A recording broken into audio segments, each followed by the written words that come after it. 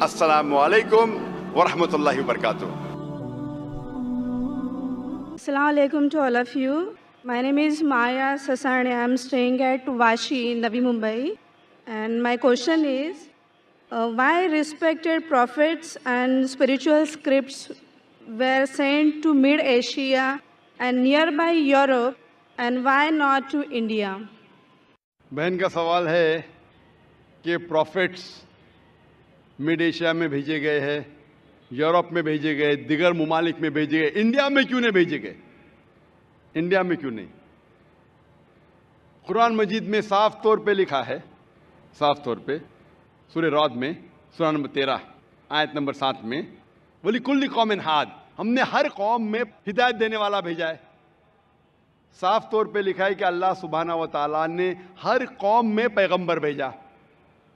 और हदीस में आता है कि मोहम्मद सल्लल्लाहु अलैहि वसल्लम फरमाते कि अल्लाह सुब्हाना व तआला ने सारी दुनिया में 1,24,000 पैगंबर भेजे, लेकिन नाम से जिक्र कुरान मजीद में सिर्फ 25 का है। नाम से जिक्र कुरान मजीद में सिर्फ 25 का है, लेकिन कुरान मजीद में अल्लाह ताला फरमाते हैं सूरह निसा सूरह नंबर 4 आयत नंबर 164 में कि कुछ पैगंबर के बारे में हम जिक्र करते हैं, कुछ पैगंबर के बारे में नहीं। तो सारे पैगंबर का जिक्र करना कुरान मजीद में ज़रूरी नहीं, तो ये कुरान मजीद इतनी बड़ी किताब हो जाती, बिल्डिंग से भी बड़ी। इतनी छोटी किताब जब आज अक्सर इंसान नहीं पढ़ते, तो अल्लाह ताला ने ये कुरान मजीद टेलीग्राफिक मैसेज, शॉर्ट में इंसानियत को हिदायत दी है। इट्स अ टेलीग्राफिक मैसेज, लेकिन इसमें यह कहा गया है कि हर कौम में हमने पैगंबर भेजा, हर कौम में, ताकि कोई ये नहीं कह सके कि मुझे पैगाम नहीं मिला। इंडिया में भी अल्लाह ने पैगंबर भेजे हैं, नाम से हम उनका जिक्र नहीं जानते, नाम से उनका जिक्र कुरान मजीद में नहीं है। लेकिन एक बात मैं ज़रूर कहना चाहूँगा कि जितने पैगंबर, आखिरी पैगंबर मोहम्मद सल्लल्लाहु अलैहि वसल्लम के पहले आए, उनका पैगाम महदूद था सिर्फ उन लोगों के लिए जहाँ उनने पैगाम दिया। जितने पैगंबर भी आखिरी पैगंबर मोहम्मद सल्लल्लाहु अलैहि वसल्लम के पहले आए, उनका पैगाम महदूद था सिर्फ उन लोगों के लिए। लेकिन क्योंकि मोहम्मद सल्लल्लाहु अलैहि वसल्लम आखिरी पैगंबर है और इसके बाद कोई भी पैगंबर नहीं आएंगे, इसका जिक्र है सूरह अहज़ाब में सूरह नंबर 33 आयत नंबर 40 में कि मोहम्मद सल्लल्लाहु अलैहि वसल्लम आखिरी पैगंबर है। इसीलिए मोहम्मद सल्लल्लाहु अलैहि वसल्लम सिर्फ अरबों या सिर्फ मुसलमानों के लिए नहीं भेजे गए थे, वो सारी इंसानियत के लिए भेजे गए थे। कुरान मजीद में लिखा है सूरह अंबिया में सूरह नंबर 21 आयत नंबर 107 में, वमा अरसलनाका इल्ला रहमतल लिल आलमीन, कि हमने तुम्हें भेजा सारी इंसानियत के लिए, सारे जहां के लिए, सारे आलमीन के लिए। क्योंकि मोहम्मद सल्लल्लाहु अलैहि वसल्लम आखिरी पैगंबर थे, इनके बाद कोई पैगंबर नहीं आएगा, इसीलिए वो सिर्फ मुस्लिम या मुसलमान या अरबों के लिए नहीं, सारे इंसानियत के लिए भेजे गए थे। और कुरान मजीद के पहले कई पैगाम आए, कई वही आए, जितने पैगाम अल्लाह की तरफ से आए कुरान मजीद के पहले, वो सिर्फ महदूद थे चंद लोगों के लिए। लेकिन क्योंकि कुरान मजीद अल्लाह का आखिरी कलाम है, वो सिर्फ अरबों या मुसलमानों के लिए नाजिल नहीं किया गया था, वो सारे इंसानियत के लिए नाजिल किया गया है। और इसका जिक्र आता है सूरह इब्राहिम में सूरह नंबर 14 आयत नंबर 52 52, और सूरह बकरा सूरह नंबर 2 आयत नंबर 185 में कि हमने ये कुरान सारी इंसानियत को हिदायत के लिए नाजिल किया है। तो इसीलिए आज कुरान और मोहम्मद सल्लल्लाहु अलैहि वसल्लम का पैगाम सिर्फ मुसलमानों या अरबों के लिए नहीं, पहले जितने पैगंबर आए, जितने भी अल्लाह के कलाम भेजे गए, वो सिर्फ महदूद थे कुछ लोगों के लिए। आज आप चाहे हिंदुस्तान में रह रहे हो या यूके में या सऊदी अरेबिया में या यूएसए में या कनाडा में, सारी इंसानियत को मानना चाहिए आखिरी पैगाम कुरान मजीद और आखिरी पैगंबर मोहम्मद सल्लल्लाहु अलैहि वसल्लम। इसीलिए इसका जिक्र, मोहम्मद सल्लल्लाहु अलैहि वसल्लम का जिक्र सारे दिगर मज़ाहिब में है कि ये आखिरी पैगंबर आने वाले हैं। बाइबल में है, हिंदुओं के किताब में है, पारसियों की किताब में है, यहूदी की किताब में है, اسی لیے آج آپ چاہے دنیا میں کدھر بھی رہ رہے ہو، کوئی بھی خاندان میں پیدا ہوئے ہوں گے، آپ کو ماننا چاہیے قرآن مجید اور ماننا چاہیے آخری پیغمبر محمد صلی اللہ علیہ وسلم. آپ آسک ون مور کوشچن. جی ہاں بہن. مطلب اسلامزم میں ری بورن ہونا یعنی دوسرا جنم تو ہے نہیں، رائٹ؟ تو پھر ہاں قیامت کے وقت اللہ سب کو پھر سے مطلب یہ کریں گے، تو وہ مجھے کنسیپٹ سمجھ میں نہیں آیا. بہن نے پوچھا کہ اسلام میں ری برتھ تو نہیں ہوتا، پھر سے آپ دنیا میں پیدا نہیں ہوتے، لیکن آخرت میں پھر سے اٹھایا جب اس کا کانسیپٹ نہیں سمجھے. آپ اگر پڑھیں گے یہ جو کانسیپٹ ہے ہندو دھرم میں جو ریبت کا، یہ کانسیپٹ کچھ کتابوں میں ہے، لیکن اونچی کتاب اگر آپ پڑھیں گے Veda, the cycle of birth and rebirth is called samskara. Sanskrit میں اسے کہتے سمسکارا. یہ ہندو ودوانوں نے، پنڈتوں نے اس کا ذکر کیا، لیکن اس کا ذکر وید میں کہیں نہیں آتا ہے. وید میں کہا گیا ہے پنرجنم. پنرجنم سنا آپ نے؟ بہن سنا ہے؟ جی ہاں. پنر کے مطلب پھر سے واپس. پنر کا مطلب نیکسٹ، واپس. ٹھیک ہے، مان گیا. پنر مطلب نیکسٹ، اگلا، واپس. جنم مطلب لائف. جنم مطلب زندگی، پھر سے زندگی، واپس زندگی. اس سے اسلام کو کوئی حرج نہیں. اسلام بھی اس میں مانتا ہے. اسلام میں بھی اللہ تعالیٰ فرماتے سورہ بقرہ میں کہ اللہ تعالیٰ نے آپ کو زندگی دی، پھر موت دی، پھر سے زندگی دی. یعنی اسلام میں بھی ہم مانتے ہیں کہ ہمارا پنرجنم ہوگا، لیکن ایک بار، وہ آخرت میں. تو پنرجنم اسلام میں بھی لکھا ہے، لیکن سمسکارا نے، جو ہندو ودوان کہتے زندگی پھر موت، پھر زندگی، پھر موت، پھر زندگی اور موت، اور اب 7 بار لیں گے جنم انسان جیسا، اس کا ذکر وید میں کہیں بھی نہیں ہے. میں چیلنج کرتا ہوں. یہ پنڈتوں کی وچار تھی، سوچ تھی، یہ ثابت کرنے کے لیے کہ کچھ بچے پیدا ہوتے بیمار، کچھ پیدا ہوتے اچھی صحت کے ساتھ، کچھ بچے پیدا ہوتے اپاہج، کچھ اچھی صحت کے ساتھ، کچھ امیر کچھ غریب. تو خدا بھگوان انجسٹ نہیں ہو سکتا.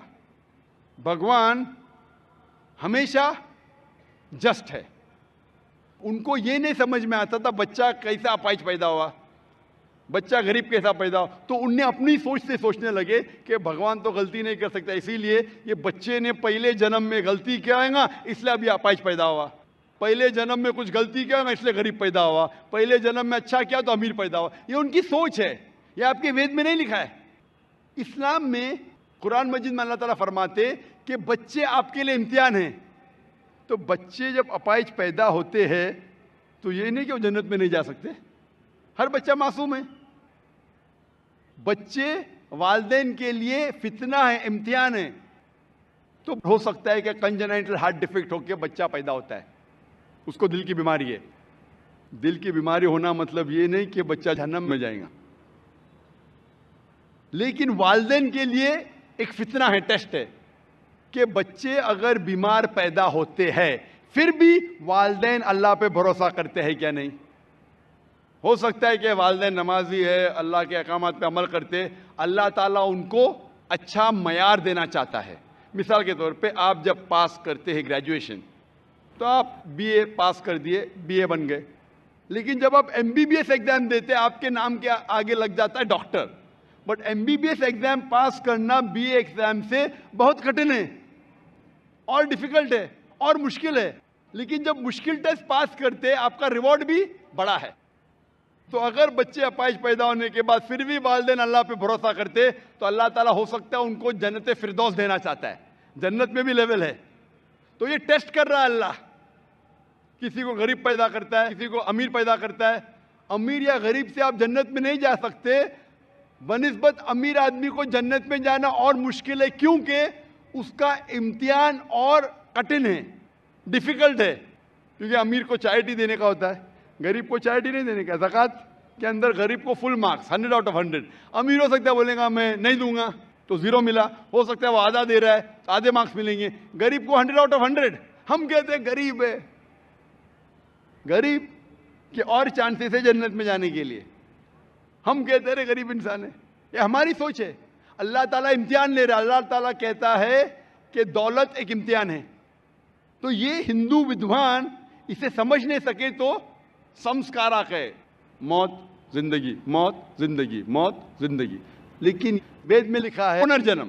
ایک بار آپ اس دنیا میں آئیں گے، اس کے بعد آپ کی موت آئیں گی، پھر سے اٹھایا جائے گا آخرت کے دن پہ، اور اس دن آپ کا حساب کتاب ہوگا. پھر اللہ تعالیٰ آپ کا حساب کتاب لیں گے کہ جو اللہ نے انسانوں سے فرمایا تھا کہ ایک خدا میں مانو، آپ نے خدا میں مانا کہ نہیں؟ بت پرستی مت کرو، آپ نے کیا کہ نہیں؟ آخری پیغمبر محمد صلی اللہ علیہ وسلم نے مانو، آپ نے مانا کہ نہیں؟ آپ نے صلاح پڑھی کیا نہیں؟ آپ نے چیریٹی دی کیا نہیں؟ آپ نے روزہ رکھا کہ نہیں؟ تو یہ اللہ تعالیٰ حساب کتاب کرنے کے بعد آپ کو گریس مارک بھی دے سکتے. اس کے بعد پھر فیصلہ کریں گے کہ آپ اس امتحان میں سفل ہوئے کیا نہیں. سفل ہوں گے تو جائیں گے سورگ میں، جنت میں. اگر سفلتا نہیں پائیں گے تو آپ نرک میں جائیں گے، جہنم میں جائیں گے. تو یہ آپ کے اوپر اللہ تعالیٰ نے چھوڑا ہے کہ اگر ہدایت دینے کے بعد، آپ کو صحیح چیز بتانے کے بعد آپ اللہ کے احکامات پہ عمل کرتے ہیں کیا نہیں. تو میں آپ سے پوچھنا چاہتا ہوں بہن، کہ آپ مانتے ہیں کہ خدا ایک ہے؟ جی بالکل. آپ مانتے ہیں کہ بت پرستی غلط ہے؟ ہاں. آپ مانتے ہیں کہ محمد صلی اللہ علیہ وسلم آخری پیغمبر ہے؟ ہاں. تو آپ اسلام قبول کرنا چاہیں گے؟ سر ایکچولی میں بیسک لیول سے اسٹڈی کر رہی ہوں، میں اور بہت کچھ جاننا چاہتی ہوں. Basic level? It's just initial. آپ کو اسکول میں داخل ہونا چاہیے بس. جی بالکل. اے بی سی بھی آئے تو خلاص داخل تو ہو گئے. آپ 10th پاس کریں گے، پی ایچ ڈی کریں گے، ہم نے بولیں گے پہلے میں پی ایچ ڈی سیکھوں گی پھر میں نرسری میں جاؤں گی. نہیں. تو اسلام میں داخل ہونے کے لیے 2 شرائط ہے. کون سی؟ 2 شرائط. ایک، اللہ میں مانو، بت پرستی مت کرو، اور آخری پیغمبر محمد صلی اللہ علیہ وسلم تھے. اگر یہ 2 چیز پہ آپ مانتے، عمل کرتے، آپ داخل ہو جاتے. پھر آپ first level, second level, third level, fourth level دعا کریں گے پی ایچ ڈی بنے، ڈبل پی ایچ ڈی. بالکل سر. لیکن پہلا داخلہ تو لینا چاہیے اسکول کے اندر. میرا بیٹا بولے گا مجھے ڈاکٹر بننے کا ہے، پھر میں اسکول میں جاؤں گا. پہلا اسکول تو پاس کرو پھر ڈاکٹر بنو. تو آپ چاہیں گے کہ اسکول میں داخل ہو؟ جی بالکل. آپ چاہتے ہیں اسلام قبول کریں؟ ہاں، بٹ کچھ وقت لگے گا مجھے اس کے لیے. نہیں، عمل کرنا الگ بات ہے. اگر آپ مسلم بن گئے تو نہیں کہ 100% آپ کو 100% تو میں بھی نہیں کرتا ہوں، میں کوشش کرتا ہوں.